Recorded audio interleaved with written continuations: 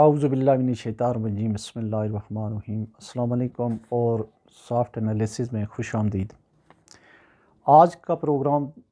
تھوڑا ہٹ کے ہے لیکن ہے تھوڑا سیاسی اور حالات حاضرہ پہ ہی۔ سپریم کورٹ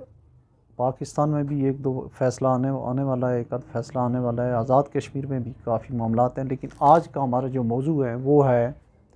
کہ پاکستان کے ماضی کے مقبول ترین جو رہنما تھے، جو لیڈر تھے، ان کا انجام کیا ہوا، اور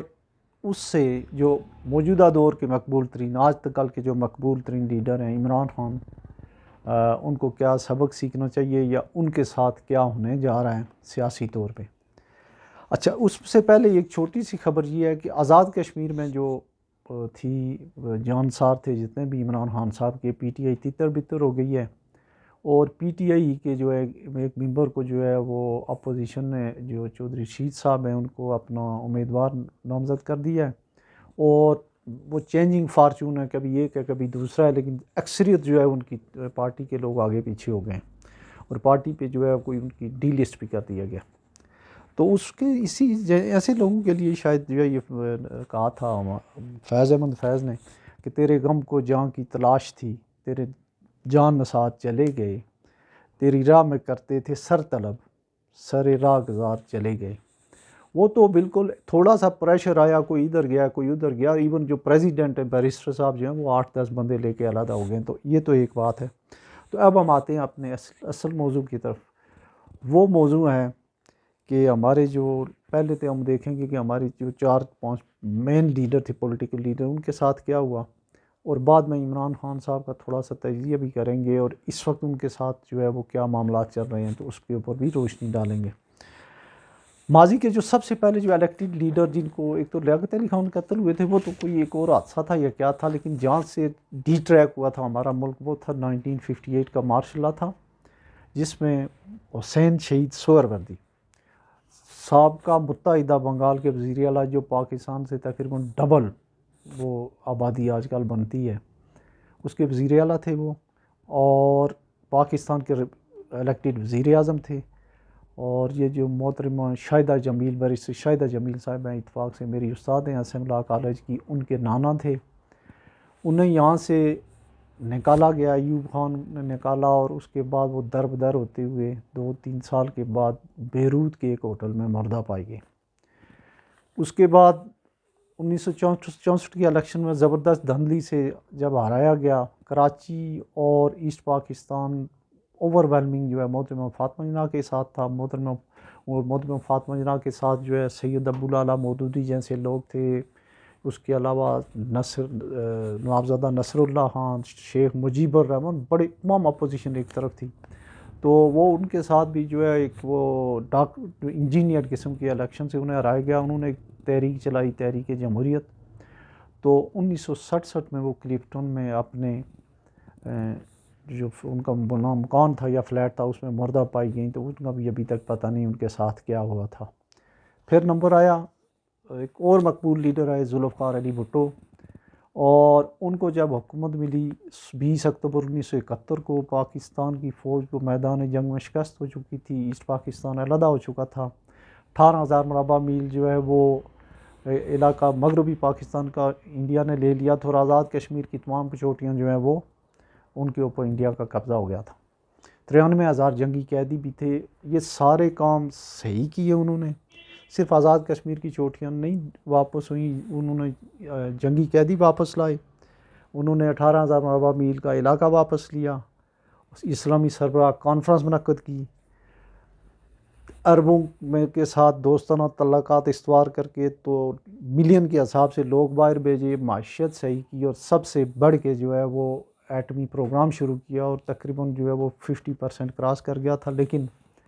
اس کے بعد جو ضیاء الحق تھی اس میں زیادہ کوئی، ضیاء الحق نے اور جو ان کے 3-4 اور ساتھی تھے، جنرل چشتی وغیرہ اور جہاں زیب ارباب، انہوں نے ان کو جو ہے وہ ان کا تختہ الٹایا، اور 1-1.5 سال کے بعد ایک ڈائریکٹ کیس جو ہے ایسے ڈمی سا کیس تھا، اس فرضی سا کیس تھا جس میں بھٹو صاحب کا کوئی تعلق نہیں تھا، ان کا جوڈیشل مرڈر ہوا۔ اس کے بعد 2 دفعہ بینظیر صاحبہ کی حکومت ختم کی گئی، اسٹیبلشمنٹ نے کی، 2 دفعہ ہی جو ہے وہ نواز شریف صاحب کی، نواز شریف صاحب کو ملک بدر ہونا پڑا، سزا بھی ہوئی تھی، لیکن بعد میں وہ باہر بھی رہے۔ پھر جب ایک ہوا میثاق جمہوریت، وہ بڑا زبردست ڈاکومنٹ ہے، یہاں کسی دن میں دکھاؤں گا آپ کو، میرے پاس پڑا ہوا ہے۔ اس کے بعد وہ واپس آئیں تو انہوں نے جب ان کا سٹانس جو ہزار اینٹی اسٹیبلشمنٹ تھا، اور انہیں دن دہاڑے اسی جگہ پہ قتل کیا گیا جہاں پہ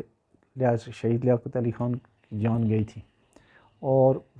یہ تو انجام ہے مقبول ترین لیڈروں کا۔ ایک اور جو تاریخی بات ہے وہ یہ ہے کہ جس بندے کو پاکستان سے ایک دفعہ نکالا گیا ہے کسی بھی حوالے سے، دوسری دفعہ ایک دم اس کو ایک فٹافٹ اختیار جو ہے دوبارہ اقتدار میں کوئی بھی نہیں آیا۔ اگر عمران خان صاحب آتے ہیں، بہت مقبول ہیں، تو یہ ایک ریکارڈ ہوگا۔ یہ تو جو ہے یہ بات یہاں تک ہے۔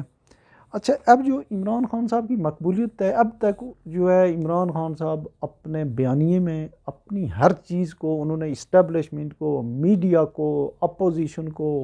بیوروکریسی کو، سب کو آگے لگایا ہوا ہے۔ اور میڈیا کے اوپر جو سوشل میڈیا پہ پرٹیکولرلی ان کے جو پلیٹ فارمز ہیں وہ بہت ہی اسٹرانگ ہیں۔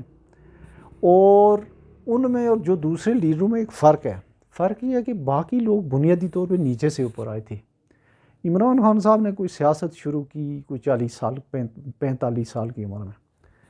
رول آف لا وغیرہ یا کوئی میرٹ اور فائنینشیل ڈسپلن جو ہے وہ اس بارے میں جو ان کی جو کمزوریاں ہیں وہ اتنا نہیں جانتے ہیں، اور وہ ہر چیز میں یہی سمجھتے ہیں کہ جو میں کہہ رہا ہوں وہی قانون ہے، وہی آئین ہے۔ اور اس کے علاوہ انہوں نے جو لوگ اپنے ساتھ جو ان کی ٹیم تھی،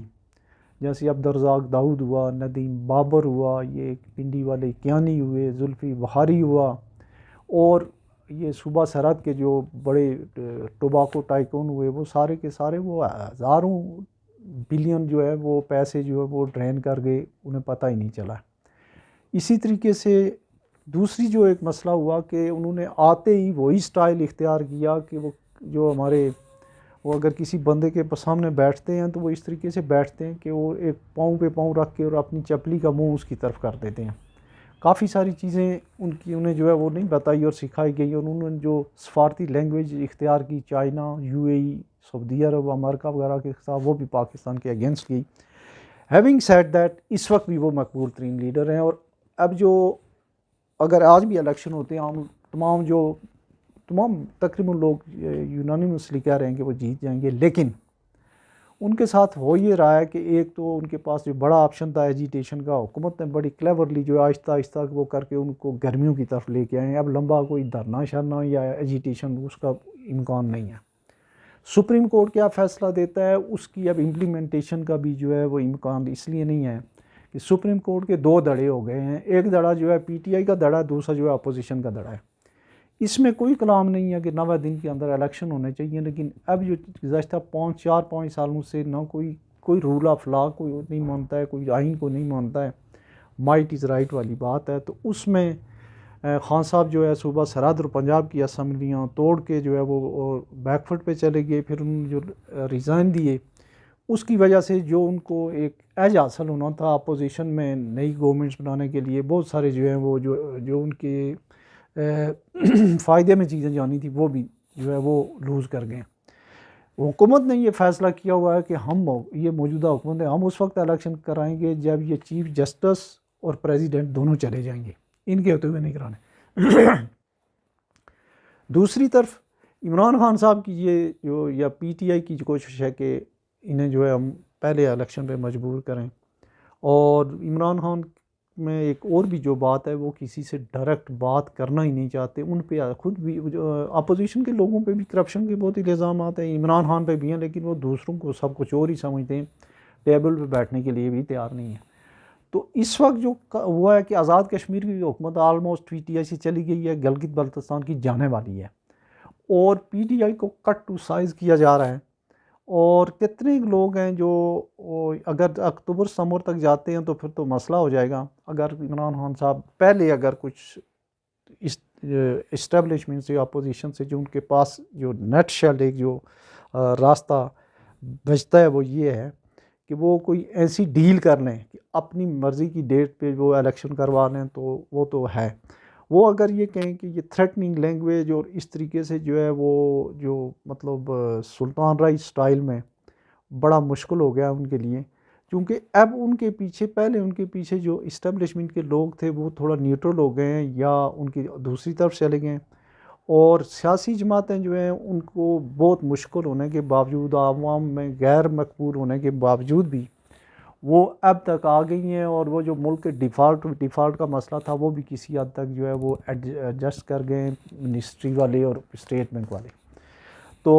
بات چیت میرا خیال ہے کہ وہ زیادہ بہتر بات ہے، باقی تو خان صاحب ہی سمجھیں، اور کوئی انجام مقبول لیڈروں کا اچھا نہیں ہوا ہے۔ جو سمری ہے آج کی پروگرام کی وہ یہ ہے۔ ایک ایڈیشنل بات کہ جو ہمارے سپریم کورٹ آف پاکستان نے اسٹیٹ بینک کو آرڈر دیا تھا،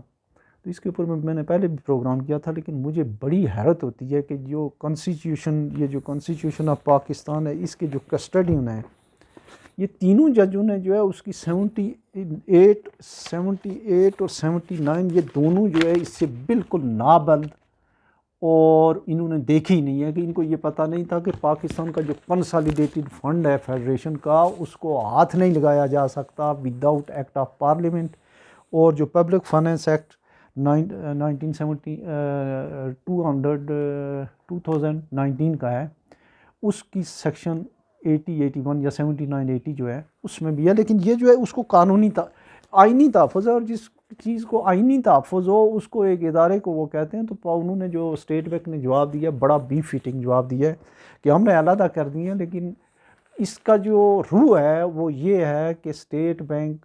جب تک منظوری نہ ہو اس اکاؤنٹ کو ڈیبٹ کر ہی نہیں سکتا ہے۔ ایون اگر اسٹیٹ بینک کے فیڈرل کنسالیڈیٹنگ فنڈ میں ایک پیسہ بھی نہیں ہو تو اسٹیٹ بینک جو ہے 25 ارب کیا 250 ارب بھی وہ جو ہے ارینج کر سکتا ہے، کوئی مسئلہ نہیں ہے۔ تو اس میں جو ہے وہ انہوں نے ٹھیک جواب دے دیا ہے، اور اب جو ہے ہو سکتا ہے کہ ایک آدھ بندہ کوئی اسکیپ کوٹ بنے، کوئی دو نائل ہوں، اس کے بعد کی کیا صورتحال ہے وہ ہم دیکھتے ہیں۔ ابھی جو ہے ایک آدھ دن میں آزاد کشمیر اسمبلی میں بھی جو ہے leader of the house elect ہو جائے گا، اس سے بھی دیکھیں گے۔ آج اتنا ہی ہے، اور آپ کا فیڈ بیک پرٹیکولرلی جو فیس بک کے لوگ ہیں ان کو میں جواب دیتا بھی رہتا ہوں، جو رہ جاتے ہیں ان سے معذرت خواہ ہوں، لیکن کوشش کرتا ہوں کہ دے دوں۔ تو اللہ حافظ۔